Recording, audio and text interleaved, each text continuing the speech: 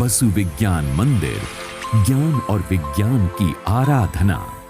कोलकाता भारत की सांस्कृतिक राजधानी है। अनेक ऐतिहासिक मंदिर यहाँ की हवा में आध्यात्म का रस घोलते हैं, परंतु एक अनोखा मंदिर इन सब से अलग है।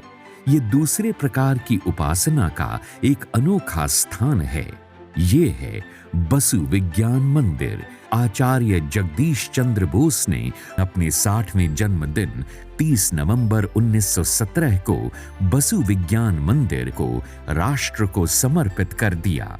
आचार्य Jagdish Chandra Bose declared that I dedicate आचार्य जगदीश चंद्र बोस ने घोषणा की कि मैं इस संस्थान को ईश्वर के चरणों में भारत के गौरव के लिए और संपूर्ण विश्व के कल्याण के लिए समर्पित करता हूँ। to the whole world. Bose प्राकृतिक सुंदरता और कला के सच्चे प्रेमी भी थे। इसकी झलक संस्थान के मुख्य भवन और उपभवनों की सुंदर वास्तुकला में दिखाई देती है। सिस्टर निवेदिता के सुझाव पर संस्थान के मुख्य भवन का निर्माण उच्च श्रेणी के सैंडस्टोन से किया गया और अनेक मोटिफ भी लगाए गए। वैज्ञानिक के रूप में प्रोफेसर बोस अपने समय से बहुत आगे थे। डॉक्टर बोस को रेडियो और बेतार संचार का जनक माना जाता था। अपने नवीन प्रयोगों के लिए उन्होंने अनेक परिष्कृत उपकरणों की स्वयं ही डिजाइन और रचना की, जैसे क्रेस्कोग्राफ, फोटोसिंथेटिक बबलर, सोशनोग्राफ आदि। आचार्य बोस के बाद प्रोफेसर देवेंद्र मोहन बोस ने निदेशक के रूप में बसु विज्ञान मंदिर को नेतृत्व प्रदान किया। डीएम बोस और बीवा चौधरी ने मैसॉन कणों की खोज की। प्रोफेसर शंभुनाथ डे ने हैजा रोग उत्पन्न करने वाली बैक्टीरिया विवियो कॉलरी पर अनुसंधान किया। प्रख्यात कीट वैज्ञानिक प्रोफेसर गोपाल चंद्र भट्टाचार्य ने कीटों के व्यवहार पर अग्रणी अनुसंधान किया। समय समय पर अनेक प्रतिष्ठित वैज्ञानिकों ने बसु विज्ञान मंदिर के निदेशक के रूप में अनुसंधान कार्यक्रमों का निर्देशन किया। बसु विज्ञान मंदिर विज्ञान एवं प्रौद्योगिकी विभाग के अनुदान प्राप्त स्वायत्त संस्थान के रूप में कार्यरत है। बसु विज्ञान मंदिर को बहुविषयक अनुसंधान को समर्पित एशिया का पहला आधुनिक अनुसंधान केंद्र माना जाता है। यहाँ विभिन्न और विविध विषयों में उच्च कोटि का अनुसंधान किया जाता है। बसु विज्ञान मंदिर को खगोल भौतिकी, ब्रह्मांडीय किरणों, क्वांटम भौतिकी और बहुविषयक भौतिकी में अनुसंधान के लिए राष्ट्रीय स्तर पर अग्रणी केंद्र के रूप में मान्यता प्राप्त है। बसु विज्ञान मंदिर में समय समय पर नए विभाग, नई सुविधाएं और नए परिसरों की स्थापना की गई। बसु विज्ञान मंदिर के अंतर्गत पश्चिम बंगाल में अनेक शैक्षणिक परिसर और प्रायोगिक फील्ड स्टेशन स्थापित किए गए। बसु विज्ञान मंदिर ने वनस्पति विज्ञान, संरचनात्मक जीव विज्ञान, जैव चिकित्सा विज्ञान, आणविक जीव विज्ञान और जैव प्रौद्योगिकी के क्षेत्र में लीक से हटकर अनुसंधान किए हैं। केंद्रीय उपकरण सुविधा में डीएसटी द्वारा प्रायोजित राष्ट्रीय प्रोटियोमिक्स एवं जीनोमिक्स केंद्र तथा अति आधुनिक 700 मेगाहर्ट्ज एनएमआर स्पेक्ट्रोमीटर शामिल है। संस्थान में बड़ी संख्या में कुशल एवं परिष्कृत उपकरण उपलब्ध हैं। आचार्य जेसी बोस बायोटेक्नोलॉजी इनोवेशन सेंटर में ऐसी फसल किस्मों के विकास पर अनुसंधान किया जा रहा है जो जैविक तथा अजैविक तनावों के प्रति विरोधी हों। Centre for translational animal research द्वारा मुख्य रूप से जैव चिकित्सा अनुसंधान के लिए प्रयोगशाला प्राणियों के चुने गए प्रभेदों की आपूर्ति की जाती है। भौतिकी विभाग वर्तमान में जैव भौतिकी, उच्च ऊर्जा भौतिकी, नाभिकीय भौतिकी और संबंधित विषयों के नवीन आयामों पर उच्च कोटि के प्रभावी अनुसंधान किए जाते हैं।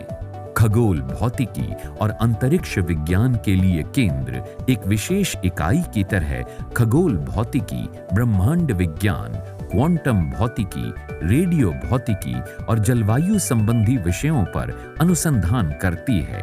बसु विज्ञान मंदिर में जैव भौतिकी पर अनुसंधान को प्राथमिकता प्राप्त है। जिनीवा स्थित वैश्विक सर्न सुविधा के लार्ज हेड्रॉन कोलाइडर में चल रहे प्रयोगों में बोस संस्थान की अहम भागीदारी है।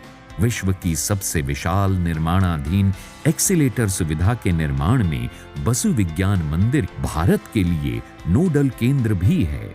रसायन विभाग में क्रिस्टल केमिस्ट्री से लेकर प्रोटीन फोल्डिंग और माइकोबैक्टीरिया में जीन रेगुलेशन तक पर अनुसंधान किया जा रहा है। जैव रसायन विभाग ने सार्थक योगदान दिया है, जैसे मिमोसा पौधे की पत्ती की गति समझना, विब्रियो कॉलरी की संरचनात्मक प्रोटियोमिक्स और भारतीय वनस्पतियों के कैंसर रोधी गुणों की पहचान आदि। सूक्ष्म जीव विज्ञान विभाग चिकित्सीय सूक्ष्म जैविकी से लेकर औद्योगिक सूक्ष्म जैविकी और प्रतिरक्षा विज्ञान तक मूल और व्यवहारिक अनुसंधान में अग्रणी है। आणविक चिकित्सा संभाग विशेष रूप से कैंसर, हृदय संबंधी विकारों और डायबिटीज जैसे रोगों के निदान, उपचार और रोकथाम के लिए अणुओं को जानने, समझने और उपयोग करने के लिए किया गया। जैव सूचना विज्ञान अनुभाग के वैज्ञानिक अनेक गणनात्मक माध्यमों और डेटा विज्ञान की तकनीकों का उपयोग करके जैविक प्रणालियों के आणविक आधार को समझने का प्रयास करते हैं। इस संभाग ने देश में प्रचलित अनेक रोगों के लिए बायोमार्कर्स का विकास करके उल्लेखनीय योगदान दिया है। पर्यावरण विज्ञान अनुभाग ने पर्यावरण प्रबंधन योजना, पर्यावरण ऑडिट और पर्यावरण बजट की मानक रूपरेखा बनाकर एक सार्थक योगदान किया है। प्रमुख पार्टिकुलेट और गैसीय प्रदूषकों का रासायनिक विश्लेषण करना इसकी मुख्य गतिविधि है। पादप जीव विज्ञान अनुभाग में फसल सुधार कार्यक्रमों के लिए नवीन जीन्स की पहचान और इनके प्रभावी उपयोग पर अनुसंधान जारी है। फाल्टा परिसर में कृषक समुदाय और ग्रामीण युवाओं के उत्थान के लिए एक विशिष्ट ग्रामीण जैव प्रौद्योगिकी कार्यक्रम चलाया जा रहा है।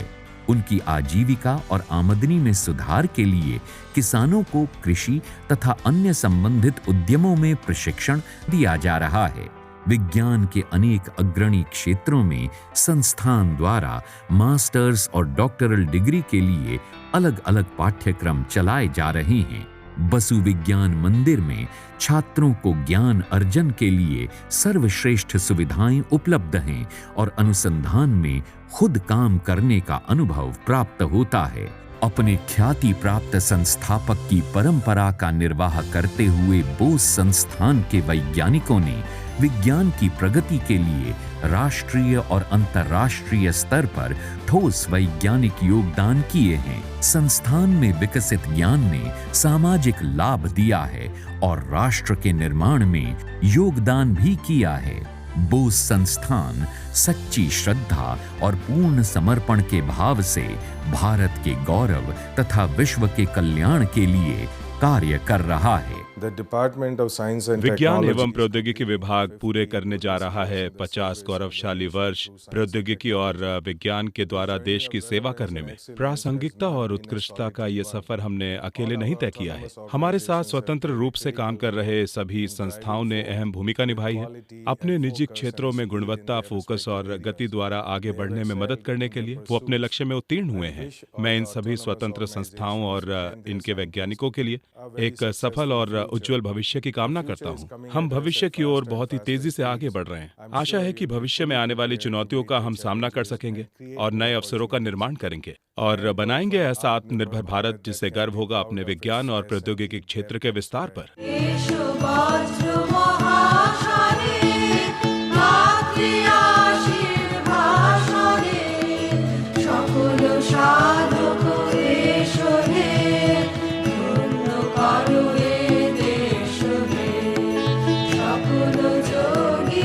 সকল